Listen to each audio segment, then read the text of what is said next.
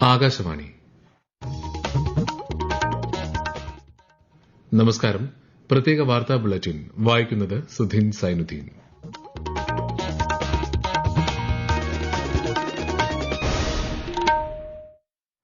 പ്രധാന വാർത്തകൾ.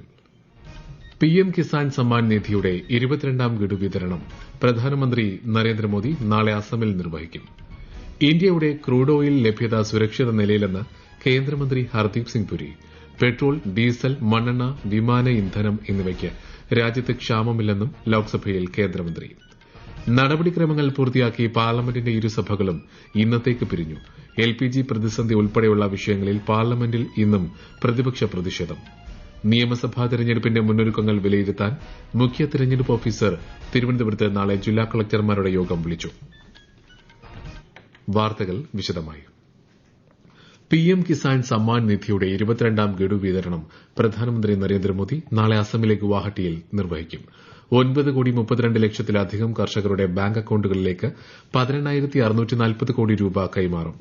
2 ദിവസത്തെ സന്ദർശനത്തിനായി നാളെ അസമിലെത്തുന്ന പ്രധാനമന്ത്രി കൊക്രജാറിലും ഗുവാഹട്ടിയിലുമായി നിരവധി പദ്ധതികൾക്ക് തുടക്കം കുറിക്കും. അസമിലെ കോപ്പിലി ജലവൈദ്യുത പദ്ധതി അദ്ദേഹം നാളെ നാടിന് സമർപ്പിക്കും. സിൽച്ചാറിൽ മറ്റന്നാൾ 24,205 കോടി രൂപയുടെ വികസന പദ്ധതികളുടെ ഉദ്ഘാടനവും ശിലാസ്ഥാപനവും പ്രധാനമന്ത്രി നിർവഹിക്കും. തുടർന്ന് പശ്ചിമബംഗാളിലെത്തുന്ന ശ്രീ മോദി 18,680 കോടി രൂപയുടെ പദ്ധതികൾക്ക് മറ്റന്നാൾ കൊൽക്കത്തയിൽ തുടക്കം കുറിക്കും. ഇന്ത്യയുടെ ക്രൂഡ് ഓയിൽ ലഭ്യത സുരക്ഷിത നിലയിലെന്ന് കേന്ദ്രമന്ത്രി ഹർദീപ് സിംഗ് പുരി. പെട്രോൾ, ഡീസൽ, മണ്ണെണ്ണ, വിമാന ഇന്ധനം എന്നിവയ്ക്ക് രാജ്യത്ത് ക്ഷാമമില്ലെന്നും രാജ്യത്തെ ഊർജ്ജ സംബന്ധമായ സാഹചര്യം ലോക്സഭയിൽ വിശദീകരിച്ചുകൊണ്ട് അദ്ദേഹം പറഞ്ഞു. റിഫൈനറികൾ പൂർണ്ണശേഷിയിലാണ് പ്രവർത്തിക്കുന്നത്. ഇന്ധന വിതരണം ഉറപ്പാക്കുന്നതിനായി ഇറക്കുമതി കൂടുതൽ രാജ്യങ്ങളിലേക്ക് വൈവിധ്യവൽക്കരിച്ചു. റിഫൈനറികൾക്ക് നൽകിയ നിർദ്ദേശത്തിന്റെ ഫലമായി ആഭ്യന്തര എൽപിജി ഉൽപാദനം 28% വർദ്ധിപ്പിച്ചു. 33 കോടി കുടുംബങ്ങൾക്ക് തടസ്സമില്ലാതെ പാചകവാതകം നൽകുകയാണ് സർക്കാരിന്റെ മുൻഗണനയെന്നും അദ്ദേഹം പറഞ്ഞു. India's crude supply position is secure and volume secured exceed what the Hormuz would have delivered.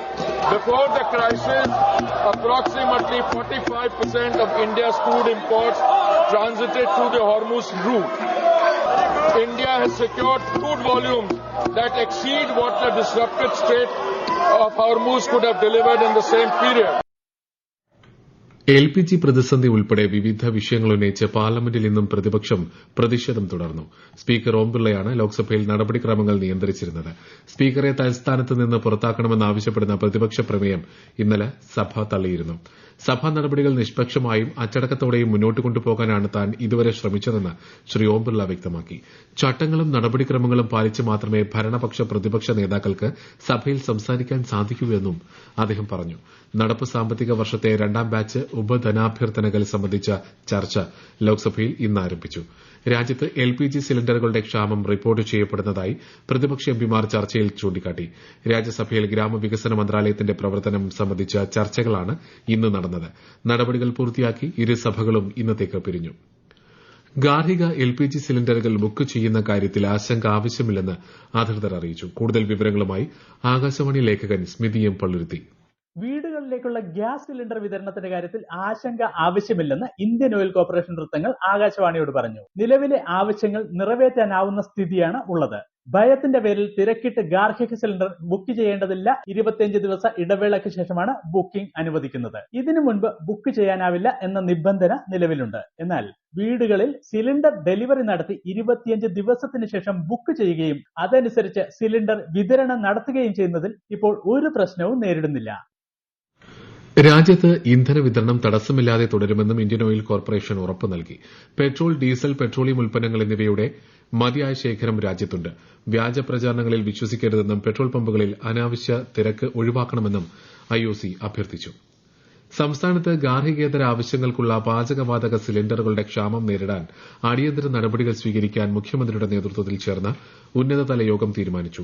ക്ഷാമം തടയാൻ മുൻഗണനാക്രമം നിശ്ചയിക്കാനും കരിഞ്ചന്തയും പൂഴ്ത്തിവെപ്പും തടയാൻ എൻഫോഴ്സ്മെന്റ് സംഘം രൂപീകരിക്കാനും ഉന്നതതല യോഗം തീരുമാനിച്ചു.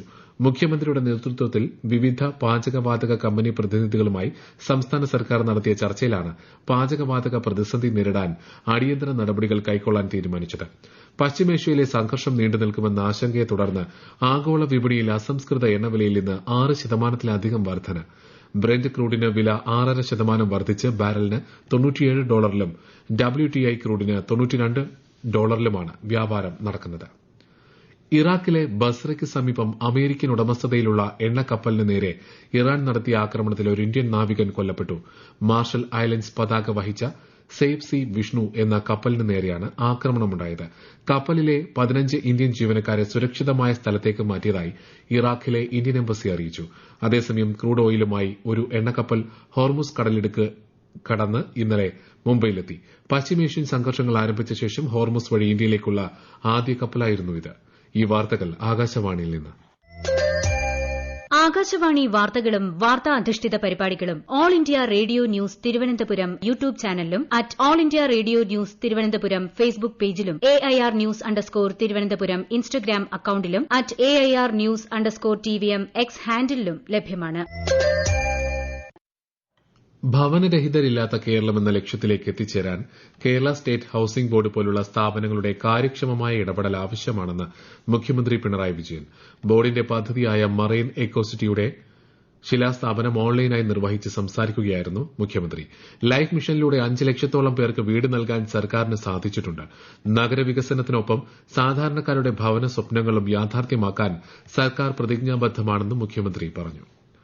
കേരള നിയമസഭയിലേക്ക് നടക്കാനിരിക്കുന്ന പൊതു തെരഞ്ഞെടുപ്പിൽ സംസ്ഥാനത്ത് ഗ്രീൻ പ്രോട്ടോകോൾ കർശനമായി നടപ്പിലാക്കും.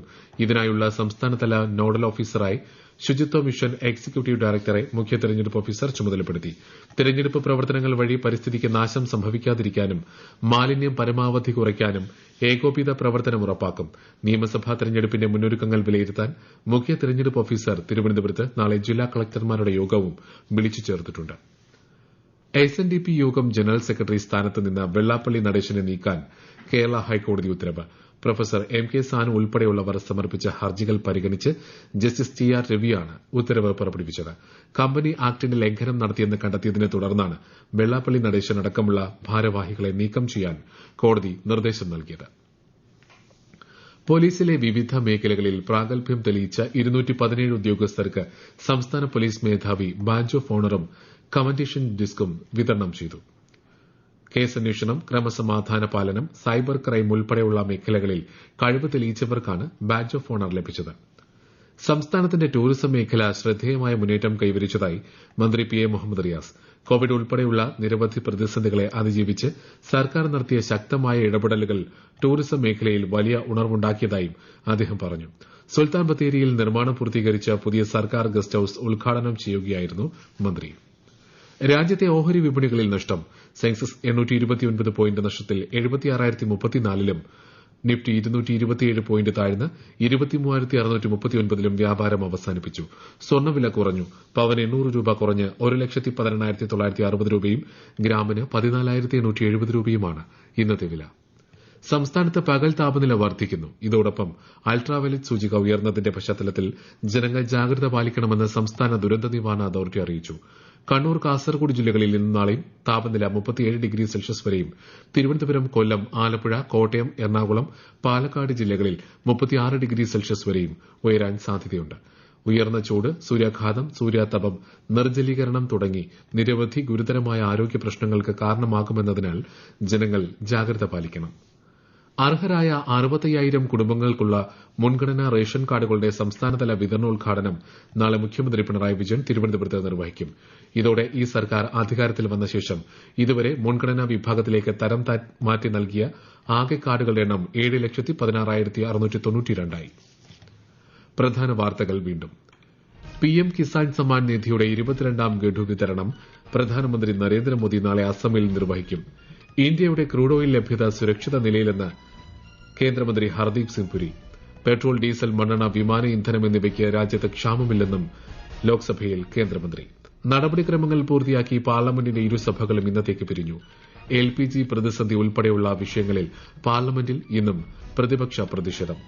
നിയമസഭാ തെരഞ്ഞെടുപ്പിന്റെ മുന്നൊരുക്കങ്ങൾ വിലയിരുത്താൻ മുഖ്യ തെരഞ്ഞെടുപ്പ് ഓഫീസർ തിരുവനന്തപുരത്ത് നാളെ ജില്ലാ കളക്ടർമാരുടെ യോഗം വിളിച്ചു. പ്രത്യേക വാർത്താ ബുള്ളറ്റിൻ കഴിഞ്ഞു. അടുത്ത വാർത്താ പ്രക്ഷേപണം നാളെ രാവിലെ 6:45.